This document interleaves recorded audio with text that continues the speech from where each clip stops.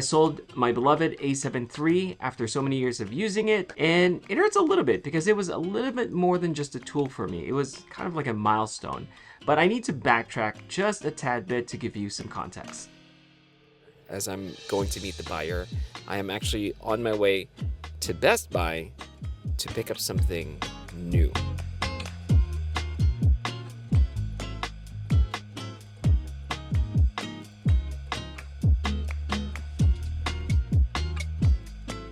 And what I decided to get is the Sony ZV-E1. Is that right? ZV-E1, yes. I don't know why Sony keeps naming their cameras like this. Kind of disappointed with the packaging, to be honest with you. That's probably a different topic altogether. Okay, so before I open up the new camera, I want to show you the two other cameras that I've been using. So these are my two cameras that I've been using. I figured that it's a good time for me to actually get rid of one of them because someone else can benefit from it. Now, both of them are in amazing condition, like really took care of my cameras. This has about 47,000 shutter count or actuations. This one is around, I don't know, definitely less than 10,000, I think, because mainly I use this for video. So there's a lot of advantages with this one. First, the screen that you can actually pull out and rotate and tilt. This is the only thing that you can do with the screen, basically. And it's not a touch screen. This is obviously just much more usable and just much more technologically advanced than this one. So one thing that I will kind of miss is the fact that it has dual card slots. This only has one, but that's okay. I very rarely ever fill up one card at a time. And so here's the new camera, Sony ZV-E1. I didn't do an unboxing video because there's a lot of unsexy stuff that happens when you're unboxing something or when you're trying to set up a camera, especially with the firmware updates. And honestly, the boxes nowadays are just not, I don't know, I feel like the packaging on a lot of products nowadays just aren't as nice as they used to be. Very much a simplified version of the A7C. I paired it with the Tamron 17-28 because I wanted to use the dynamic stabilization, which I know crops in at 30%. And by the way, this is the unsexy part of the setup.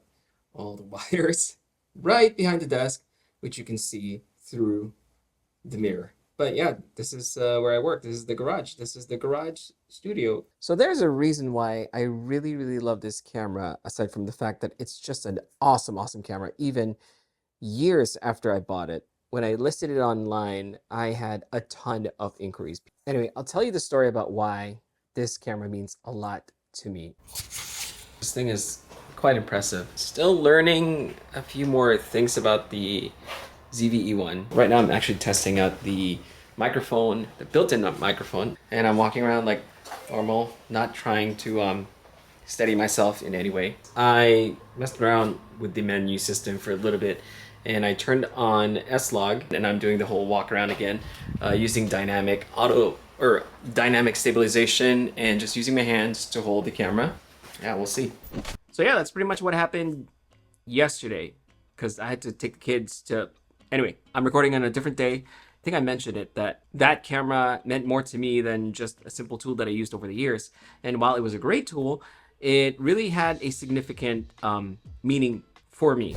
But without getting too deep into the details, because I feel like that's a completely separate subject that I would love to talk about in a future video, I wanted to paint a picture for you. Let's rewind back to around 2017 when I got laid off for the third time. I was working from home. I didn't have a lot of money. Actually, the only thing that I was allowed to spend on are basically the essentials. I had a point and shoot camera that broke, and so I replaced it with an a6300 by Sony, but the dream camera has always been a full frame camera. Now, I've been taking photos since I was in college. This is like early 2000s, but photography wasn't as popular and definitely wasn't as accessible as it is today. To add a little bit more context, in this particular phase of my life, I was troubled because I felt like I wasn't good enough at one particular thing. I was kind of like a jack of all trades, but master of none. And that really bothered me because I was listening to the radio and they were talking about what skill that you are confident enough to pass on to your children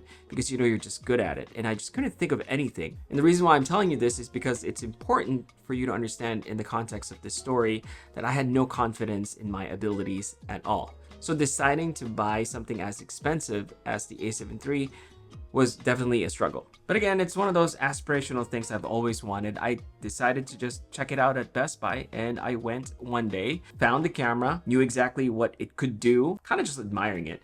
And after about 10-15 minutes, the sales rep just walked over to me and said, "Hey, it looks like you really love that camera." I told him, "Yeah, I do, and I'm really thinking about buying it. It's just that I feel like I need to be practical and rationalize this." He said, "You obviously know a lot about this camera. It seems like you've done your research already. So why not just buy it and see if you love it?" I remember going, I think I will, but I just need to ask my wife first." And he stops me, and this kind of like caught me off guard because he's like, "Listen, I don't work off of commission. It doesn't really matter if you buy it from me or not, but I'm just curious, if you already know that you want this camera, why do you have to ask someone else if you should buy it?" That kind of got me scratching my head. I'm like, I don't know. He says that he can actually relate to my problem.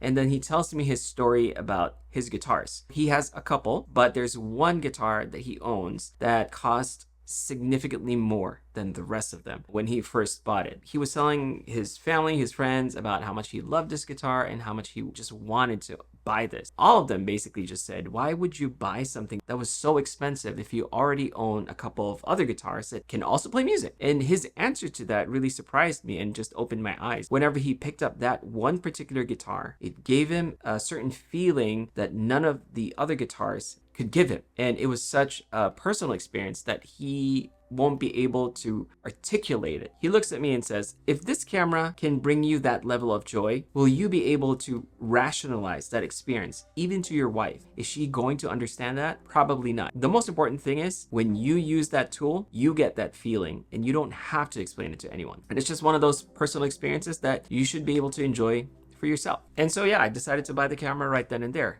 I mean, I had to put in my credit card, but fortunately it worked out because at that time, my Instagram account was kind of getting traction and I was getting opportunities. So I wanted to invest in myself. And I felt like getting that camera, which was a better tool than what I was using at that time, would help me reach that next level. That camera introduced me to a whole new world of content creation. I started recording videos, I started posting on YouTube, and now I literally do this as a full-time job. This never would have happened if I didn't buy that camera. But more importantly, I think it never would have happened if that guy didn't share that perspective. See, one of the things that I also realized throughout my life is that no one is really going to believe in you as much as you believe in yourself. And that's never going to happen if you don't give yourself a chance. So I'm really curious to hear your perspective on this. Let me know down in the comments below. That was the main lesson for me and I'll never forget that. And that's why that camera meant a lot more to me than just a tool. It was essentially a milestone. So for now, I will use my A7C as my main camera. I'm going to learn how to use the ZV-E1. Maybe more thoughts on this camera later on a separate video. But thank you for watching. See you guys again soon.